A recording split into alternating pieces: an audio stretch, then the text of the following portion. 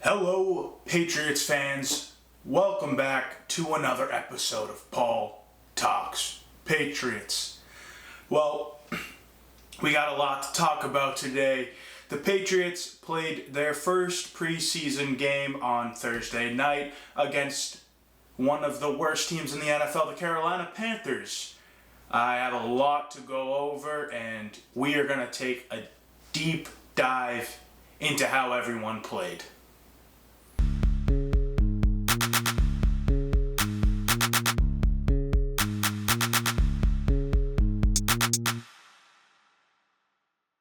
All right, well, before we hop into the preseason game, I did want to say the Patriots this morning had their first combined practice with the Philadelphia Eagles ahead of their preseason game on Thursday, and it started off really well and just got exponentially worse as it went on. Drake May was looking fantastic in 7-on-7s. I believe he made every single throw that he attempted and looked really good.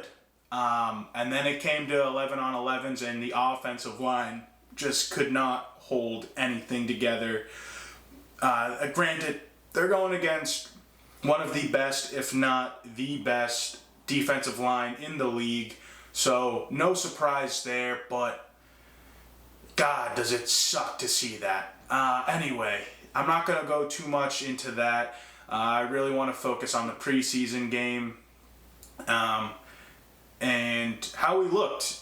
And I will say, we did win 17-3, and it was in terrible weather conditions. It was pouring for majority of the game. So I'm not going to use it as an excuse too much, but it's not going to be like that every game, and I'm expecting to see better things when the weather is nicer. On top of that, directly after the game, the Patriots cut Juju Smith-Schuster. If you've been paying attention, that's not really too much of a surprise. People that haven't been paying attention to the Patriots, like outside of our fan base, were shocked to hear that news. The guy just doesn't have it anymore. He's washed up. Maybe someone will take a flyer on him, see what they can get out of him, squeeze whatever juice he might have left. At the end of the day, it was just time to move on from him and eat that money, the dead cap money, and give the opportunity to a younger player that can help us in the future. Anyway, besides that, the Panthers, as I said, probably one of the worst teams in the NFL, if not the worst team. And you were going against their backups. Their starting quarterback for the game was undrafted free agent Jake Plummer. Mike Boone was their leading rusher or starting running back. He's been in the league for 6 years, and the most carries he's gotten in a season is 49. That was his second season in the league with the Minnesota Vikings. So on top of that, you had a washed-up Jordan Matthews, who probably 90% of fans don't know he's still in the league. He plays tight end now because he couldn't play wide receiver anymore. Along with a wide receiver who, I forget his last name, it's that confusing hyphenated last name, has 14 career receptions. Those were their two leading receivers in the game. So I'm not going to say that what we put up was impressive, that it's going to happen on a weekly basis, because it's not. You're not going to see that type of offense. But I did want to start with our offensive performance. Again, the weather conditions weren't the best, so this had played a factor into it, but you still have to be ready to perform in all types of weather conditions. Jacoby Brissett got to start as he was expected to, and he looked like really good for a backup. He just really didn't do much. Ramondre Stevenson started off with an 11-yard carry, and it really just went downhill from there. It was also, his carry was all him. It wasn't the O-line. He bounced it out immediately, broke a tackle at the line of scrimmage, and then took it to the outside for 11 yards. So just right off the bat, if there's one play that's going to sum up our season, it's probably right there, is the offensive line screwing up, not doing too well, and Ramondre still managing to make it a great play for the offense. After that, 3 incomplete passes to start off from Jacoby Brissett. First was to Tyquan Thornton. Second was to Will Cox. And the one to Thornton was completely underthrown. And that was the only opportunity Thornton really got all game, was that one throw. And he had his man beat, I'll give it to him. Not the best separation, but he was open. And Brissett could have made that pass. And then the one to Wilcox, it hit Wilcox's hand. But again, he was wide open about 5 yards downfield running to the boundary. And it was above his head. And Wilcox maybe could have caught it. But in those crappy conditions that we were playing in, it's tough to make that throw, and when he's wide open, you got to make a good pass. Right in the numbers, there's really no excuse there. Then you had Drake May come out for the second drive, and all the fans got hyped. Everyone was excited, and then not much happened, and he was only out there for one drive. I thought he was going to play at least a full quarter, right? I thought so. He didn't complete a pass more than like 3 or 5 yards downfield. Didn't do anything flashy. Missed a throw or two.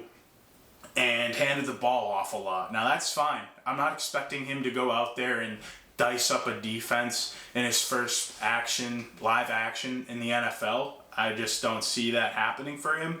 But it was just, I don't understand why he couldn't get more reps out there. It was terrible. Mike Reese of ESPN reported on how many rookie quarterbacks, first round quarterbacks, I should say, how many snaps they got in their first preseason game, and Drake May was in dead last with 7. So just from that perspective, that was a loss for the team in itself, was not getting Drake May more reps. Now, I don't want him to die behind the second string offensive line, but the kid's going to have to learn how to play in the NFL somehow. After that, you had Bailey Zappi for a majority of the game. And he did a whole lot of nothing, really. He came out to boos, not because they were upset to see Bailey, but because the Patriots had already pulled Drake. But, just for Zappi after last year to come out to boos, it's really tough on him, I'm sure. So that sucked to see. I didn't like that. But I also don't blame the fans for being mad that Drake May didn't play more. He should. How are you going to develop a kid if he's not on the field? It's a lot tougher. And Zappi, he's lost it. I'm sorry. It's just his time here is over. He missed a lot of throws. He made a lot of mental mistakes, like that horrid pass that was supposed to be to Jalen Reagor on the corner route that he ran, and Reagor slipped, and Zappi threw it way after he slipped. I gave him the benefit of the doubt at first when I first saw it. Then they showed the replay. He threw it probably a solid second or two after Jalen had fallen and just threw it to no one. At least try and throw it where Jalen fell down so it's not intentional grounding. On top of that, he had another intentional grounding. Just mental mistakes and missed throws. Zappi just seems to have lost it. It's only a matter of time before he gets cut. And the reason because of that is Joe Milton, who, give me a second, I don't think he played that spectacular of a game. I really don't. But what he did do was make flashy plays, which New England loves to see because we're used to Tom Brady standing in the pocket for 20 years. So when Cam Newton was here, it was awesome. When we saw Malik Cunningham last preseason, everyone was hyped up because of it. It's the same with Joe Milton. And I'm not going to say he played bad, but what he did wasn't that impressive. I would like to see him stand in the pocket, make some good throws over the field. That touchdown he threw was wide open, so I'd give more props to Jaquay Jackson on that. And then his scrambling is his scrambling. Everyone knows he's great at scrambling, and it is fun to watch. But he made flashy plays, and there's a lot more of a ceiling with Milton. So me, along with just about everyone else, I think, would rather keep Milton over Zappi. Although I don't think Milton had that great of a game.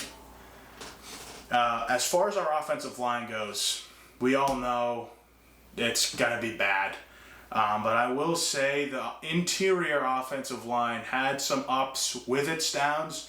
Michael Jordan was the biggest example. I hate saying his name seriously. It's just funny. Everyone automatically thinks of Michael Jordan. But he had some really good plays, some really bad plays. At the end of the day, this guy has starting experience, and I had him like a fringe chance to make the team, and I could see him making it now more than getting cut. I would say it's about 60-40, 65-35, and that's due to not mainly his play, but just the lack of depth we have in interior linemen, and he shows flashes of being capable of playing. Along with that, I thought Nick Leverett and Layden Robinson looked pretty good, and they could be starting during the season. I think they can compete for a starting spot. Leverett, like I've said, offers you versatility, being able to play center along with guard. Layden Robinson is a pure guard, as of right now at least. And they have, Robinson has upside. Leverett, you get what you get. With what he's offering right now. He's been in the league long enough, but I like him. I think he can contribute and be a well-rounded player for the offensive line. Then you have Antonio Mafi, who I'm just not high on at all. I just don't like what he provides out there. I'm sorry. He started 5 games for us last year, but I just didn't like what I saw, and I didn't like what I saw against the Panthers either. He's probably going to end up making the team, but I would rather play Robinson over Mafi, 100%, Leverett over Mafi. So where does that leave Mafi? I mean, if he's a reserve, like if he's your 5th option, sure, fine, but I just don't see him contributing at a high level to the team. I think I would rather have Jordan over Mafi, just because of the experience with Jordan, and he showed flashes of being good, like I said. As far as the tackles go, completely different story. The tackles were terrible. Vidarian Lowe is the luckiest player in the NFL. Somehow, the team still thinks that he is our best option at left tackle. And no, I have not been to every training camp practice, and I haven't seen a lot of his reps, but from what I do see, it's just still terrible. I don't get it. I don't understand how he is still the best option at left tackle.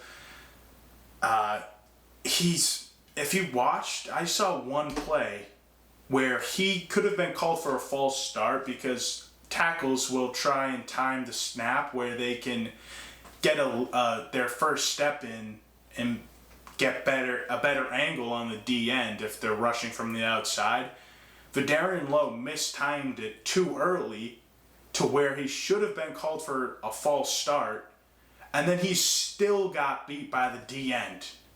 It's just terrible. It's a joke seeing him play. It's awful. This guy should not be a starter, let alone, I don't even think he should be a backup. I think this guy is terrible. I don't know what the Patriots see in him. At that point, yeah, I get it. You want someone with experience to protect your quarterback, but put Okorafor over there. I don't see Okorafor being any worse than Lowe. And even Wallace. Play Wallace. Get him experience. Get him reps. See how he does. But Vidarian Lowe is just horrendous. Outside of that, Calvin Anderson played both right tackle and left tackle. Left tackle, I wish I could say he did well over there, but he just didn't. It didn't look right. At right tackle, he looked really good, I think. His first step is insanely fast, and he did a decent job throughout the game, I thought. Ups and downs, but his first step is so fast. It's killer. It really is. So I think if you want to put him at right tackle, move Okorafor to left tackle and get rid of Vidarian Lowe, please, for the love of God. Or even Wallace. Put Wallace at left tackle, but not Vidarian Lowe, please. And then Wallace himself has a lot to work on, but he's a rookie. You drafted in the 3rd round, so what do you expect from that? I think he can be good. He will get better, but anyone is better than Vidarian Lowe. Zuri Henry, that undrafted free agent that I've mentioned, number 65, out of University of Texas, El Paso. He looked not that good. I mean, if there's one person worse than Vidarian Lowe, it might be Zuri Henry. But at least, I think at best, Zuri Henry looked like a serviceable backup. Again, this is a kid that'll develop a little bit more, I believe, as he is a rookie. And we'll see. I don't know if he'll get cut or he'll get stashed on the practice squad, but it's not looking like he's contributing to the 2024 New England Patriots. Moving on to receiver, a group that's probably been watched the most outside of quarterback. Kayshon Boutte had a great game, and at this point, I mean, I would say it's clear that he is a better option than Tyquan Thornton. I mean, all that hype surrounding Thornton for the first couple of days of training camp, to me, has gone out the window. Over time, I think Kayshon's just outperformed him. Now, if Brissett completed that pass to Tyquan at the beginning of the game, everyone would be ecstatic about Tyquan Thornton and be talking about, oh, he's finally that deep threat we wanted him to be. He's our true X receiver. He's going to be great. Well, that didn't happen, so I'm sorry. That was Jacoby's fault, but Tyquan didn't do anything after to help his cause either. Boutte had 3 receptions for 53 yards and just, made most of his opportunity. Another guy who was the definition of making the most of your opportunity was Jaquay Jackson. He had 1 catch, but it was that really good touchdown and that Joe Milton threw him that was wide open. Listen, that route was insane. I couldn't believe it. I watched it back like 4 or 5 times because it was spectacular. He absolutely cooked the cornerback, made him fall for the out route, cut up field, and he was wide open, just like we all saw. The cornerback wasn't even on the screen. That's how far he was beat. So that was impressive. Again, it's very low odds that he is going to make our 53-man roster, but he could fight for a spot on the practice squad, stash him, see how he does. After that, he might get picked up from another team from our practice squad. At the end of the day, this kid is worth keeping around as of right now. I'd like to see what he does next week. I'm sure he'll be getting a lot of opportunity to go do something. As far as our 2 wide receiver draft picks go, Jalen Polk did really good in the short game, getting over the middle to the outside. Quick routes, did a lot. He has the potential to make plays downfield, but Drake May and Bailey Zappi didn't really feed him the ball downfield, which is fine. Polk did all right. I have nothing great to say about him. I have nothing bad to say about him. Javon Baker also had a couple of nice catches and a couple of bad passes thrown his way where he could have made some more plays. He's just a guy you want to see get the ball in his hands and let him go to work. But that didn't happen because of the crappy quarterback play he was dealing with, unfortunately. But again, 2 guys that are going to contribute a lot next week. As far as the tight ends go, Hunter Henry didn't play, but he did get injured in practice earlier this week. I believe it was yesterday on Monday. And I thought it was non-contact, so I thought it was something serious. Reports are saying minor injury. And if he was hurt, that would have given the chance for someone to step up. It's not looking like that. So it's back to square one. Wilcox looked really good, I thought. He did a decent job blocking. Made a catch or 2. Should have made 1 more with that crappy throw. Brissett tossed towards his way. Other than that, I think he's got a spot on the roster right now, and he's running with his opportunity. LaMichael Petway looked horrendous. He did absolutely nothing. He's a receiving tight end. Didn't make any catches, didn't make any flashy plays, and the blocking is terrible. Like, I was cringing watching him try and block. It's awful. So that really opens the door for Jaheim Bell, who didn't do much. I don't think he really got a big opportunity. He's someone that could break out next week. I see Jaheim Bell having a great game against the Eagles. As far as against the Panthers goes, he had his one catch out of the backfield, I believe, unless he was lined up tight. I forget. But had his one catch, did something good with his opportunity, and I would have him over LaMichael Petway at this point. At least Bell is a capable blocker, tries to block. Petway just looks like he's lost out there when it comes to blocking. Jacob Warren was used as an extra blocker, didn't get the ball thrown his way at all. Odds are looking slim for him, but I still got hopes that he can prove to be worthy enough to be a blocker. He's going to need Wilcox to take a step back, and he's going to need to take a step forward to prove that he's worth keeping around. Running backs. Like I said, Ramondre did his thing in the one drive he was out there for. He's going to be our offensive MVP this year. No doubt in my mind. Everyone else is terrible, basically. And he's not. I mean, it's as simple as that. So, he's going to make plays. As far as the other running backs go, Kevin Harris, he looked decent. He didn't really do much. He scored a touchdown, but I mean, he didn't really flash anything to me. Who I was impressed by, who I would keep over Kevin Harris right now, is Terrell Jennings. One of the biggest winners from this game was Terrell Jennings. He really proved his worth, I believe, and he's a tank. He runs through people, great after contact. I think at this point, I'd rather have him over Kevin Harris, honestly. As far as the receiving backs go, Antonio Gibson's going to be really fun to watch this year. He's going to make a lot of plays for us. Him and Ramondre are going to be a great 1-2 punch. Gibson hasn't really been talked about at all, but is going to be an important part of our offense along with Ramondre Stevenson. The other receiving back, Jermichael Hasty, he didn't do it for me. When he got carries, he didn't go anywhere. He got the ball thrown his way once or twice, didn't really do anything with it. I don't know. If you want to keep a second receiving back, yeah, he's your guy, but I'd rather keep Terrell Jennings. If Antonio Gibson got hurt, Ramondre Stevenson is capable of being a receiving back, and then you can have Harris or Terrell Jennings. I just don't think Hasty is worth a spot on this roster over Jennings or Harris, honestly. Another thing I wanted to point out was the offensive penalties. Just brutal. When you have a lack of talent on your offense, the last thing you can do is get penalties. It killed us. We had 5 penalties for 40 yards, I believe it was, on offense, and it just really killed momentum. It always does. It's like it never fails to kill momentum. But when you are driving downfield and you do that and you have a lack of skill like we do, it's never going to work out well. You had Okorafor false start, Petway false start.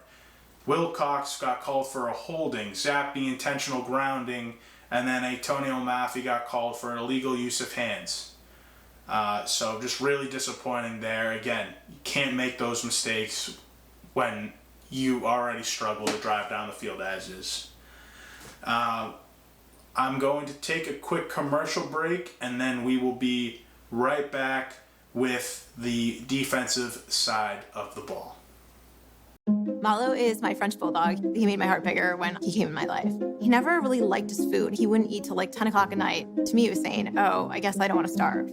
He was having skin breakouts, and putting the 2 and 2 together, what you put into your body is what you get out. I know that if I'm eating a bunch of processed food, I'm not going to feel good. So that kind of led me to Farmer's Dog. Immediately, his skin issues went away. I love what they're doing. It's already portioned out. He's eating whole foods. It's amazing. On the College Football Dogs website, you'll find a main page that features some of our biggest and newest stories. Our conference pages for content related to your favorite team's conference. Our team store, where we have products that are available all year long, as well as gear available for a limited time only. Our podcast page, where you can see when one of the 12 plus College Football Dogs podcasts is streaming live on social media. Our subscription page, where you can join our Discord. If you're interested in becoming a contributor at College Football Dogs, email us at info@collegefootballdogs.com. If you enjoy any College Football Dogs content, we really do appreciate any donations you can make by visiting the donate page on our website or scanning the QR code here. College Football Dogs, for the fans. All right, we are back, and now we can focus on the more positive side of the game, which we will probably be doing all year. That is the defense. Just to start off, great start to the game. First three drives were 3 and outs, and the Panthers had a total of -7 yards. So, again, they're going against backups on one of the worst offenses in the league, but I don't care. That's impressive against anyone. I was expecting that, though. They didn't get a first down until the end of the first quarter, like right before the end, so you can't really ask for much more than that. Along with that, they basically put up a shutout because the Panthers got a field goal at the end of the game against like the third, fourth stringers, whatever. So, I mean, I thought it was a spectacular performance, and again, you can't ask for much more than what they got. The defensive line was terrific. Got a lot of pressure on the QB all game. Your first, your second, your third stringers, first stringers barely played, but if at all. Dietrich Wise got a sack, not surprised. He was probably the most talented guy we had on our defensive line out there on Thursday night. Made his mark real quick, and then a guy who really stepped up to prove his worth was Jeremiah Farms. He had a sack, he had 2 solo tackles, and that was a guy that a lot of people were talking about after the game. So he's not guaranteed a spot on this roster whatsoever. So he really proved why he should make the roster, which was great. I thought that was awesome for him. As far as linebackers go, O'Shane Zimenez, also didn't know that's how you pronounce his last name, but really fun to say. Besides Zimenez's name, he had a really good game. He had a sack, he had 4 tackles, and just like Farms, maybe even more, just a guy that stood out, made his mark, and was really good.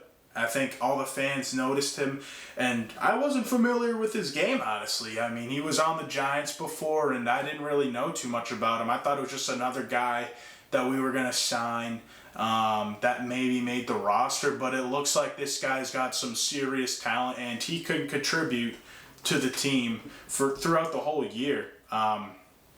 It's looking great. I mean, he's an outside linebacker, but he's out there really to rush, so you got him, you got Judon as of right now, you got Keon White and Dietrich Wise Jr., along with Joshua Uche. I mean, you can't ask for a better group, really, for rushers.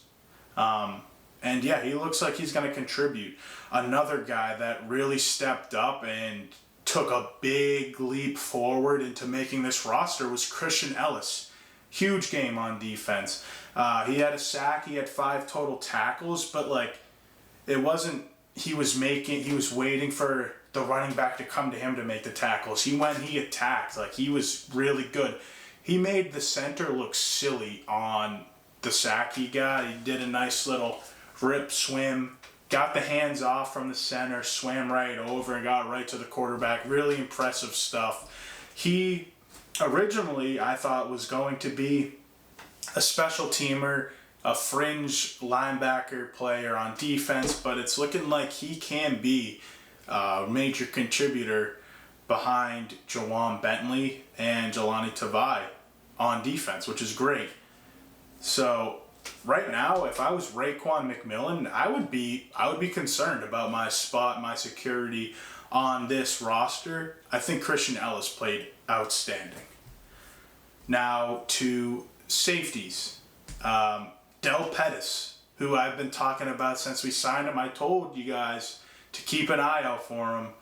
He made a couple of great tackles. And then in coverage, not the best. But when he's in the box as strong safety, he likes to hit. He made some really good plays. So this is a guy that can contribute a lot in the run game. In the passing game, not so much, but that's something he can learn. He might not be the fastest, but if he can be efficient in his movements, he can contribute in the passing game as well. That's something he can learn over time. But I liked how he played. I thought it was a positive game for Del Pettis. A.J. Thomas didn't really strike me fancy in any way. On the field, which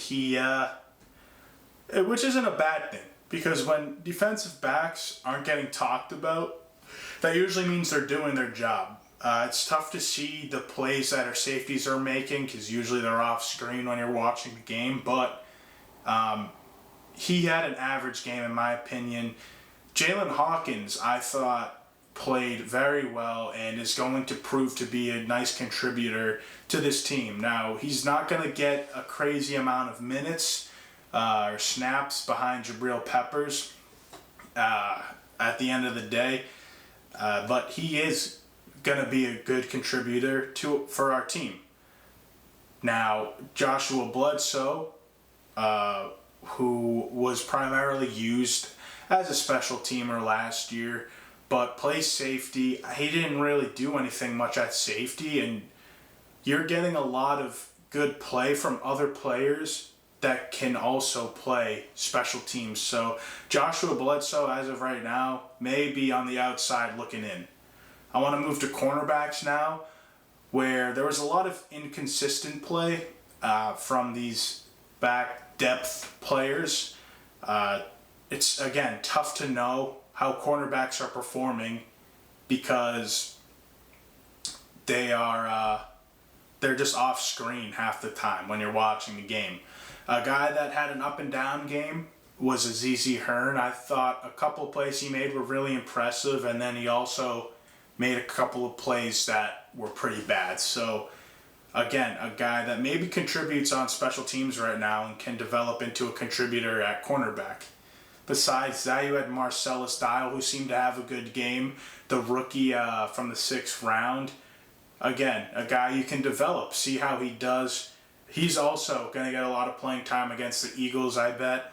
So we'll see how he does. Marco Wilson did well, just as he did at the end of last season. Right now it's looking like he's going to make the roster. Now, who did bad? Mikey Victor, I thought, did terrible. I'm sorry. A lot of people said he had a good game. Almost had that interception to cover up all the times he got burnt in coverage. I just think this guy is another guy on the outside looking in, and there's not much he can do. Just he's not beating out the depth we have at cornerback. Unfortunately, I just don't see him making the team. Sean Wade also did not help his case. I've been saying it, and I will continue to say it right now. His time here is over. He had his chance to prove his worth, and he just hasn't done it. Against the Panthers was no better indication that he will get better. I think he's just done here. So the cornerbacks are starting to, differentiate, and you're seeing who is going to make the roster and who's not. There's less of a battle. It's less of a closer battle, I'll say, between the people at the bottom of the depth chart and the people at the top of the depth chart. So as far as that goes, defense looked really good. Offense obviously did not look that good, but you have some promise in young receivers and young running backs, and we'll just see if they can improve. That's all we're looking for this year, is improvement and promise for the future. There's stuff there to work with, that's for sure, but we need to figure it out. The Patriots wrap up their combined practice with the Eagles today, and then their game is on Thursday. So I am looking forward to that. Hopefully I'll be able to live tweet during the game and keep you guys updated on what's going on. You can follow me on Twitter or X at Paul Talks Pats, and I am Paul Talks Patriots on Facebook and Instagram. Give me a follow. I keep everyone updated with all the news going on, some stuff that you might not even see from the actual beat reporters. on social media. So please leave a like, comment, subscribe, all that jazz. I want to get better, so please let me know what I can do better. If you like something, let me know.